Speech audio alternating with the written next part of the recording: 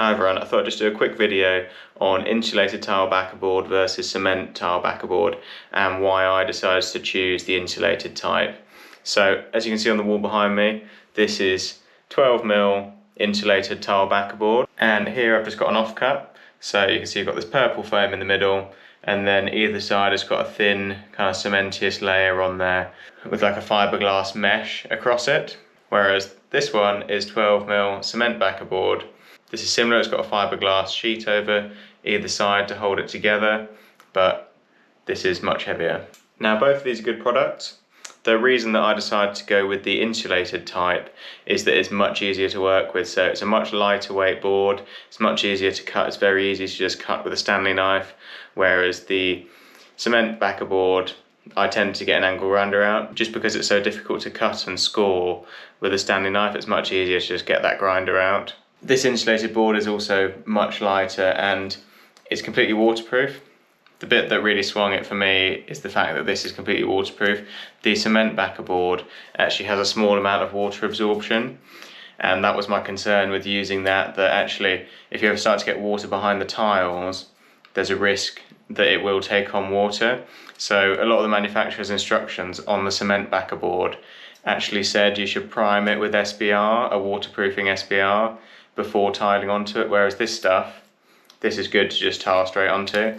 The other benefit of the insulated type is that because it's insulated, it actually warms up the surface of the tiles, especially if you're on external walls, so it really cuts down on condensation. So I'm using this inside a shower, so hopefully you can reduce the amount of condensation sat on the tiles.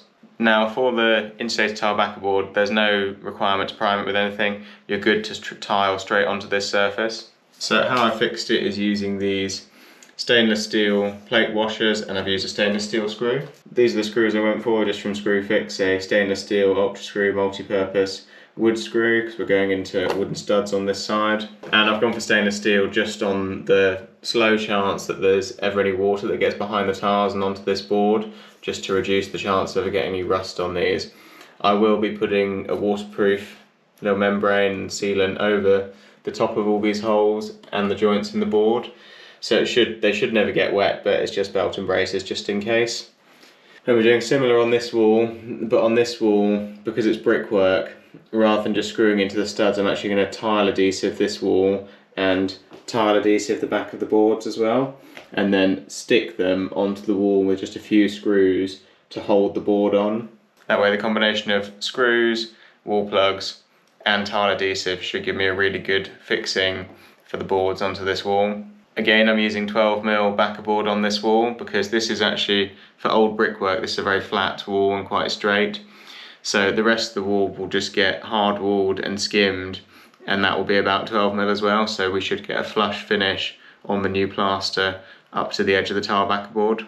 I'll do a separate video when I come to install the shower tray on showing how I'm going to waterproof all of this, and waterproof around where the outlets come out and the shower valve is. Overall though, whatever background you've got, I would not use the cement backerboard. I would stick with the insulated type, just much easier to work with, although not quite as strong. As long as you've got your studs close together with noggins, you shouldn't have any problems using this stuff onto wood, and as long as you've got a decent solid wall to stick it onto, you shouldn't have any problems sticking the tile backerboard, the insulated stuff, using some tile adhesive onto a wall like this.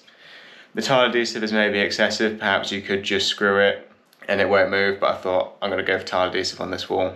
When I fixed these boards onto the studs behind me, I did also stick a little line of adhesive onto each stud. I just used this no-nonsense grab adhesive, it's just a cheap one from Screwfix.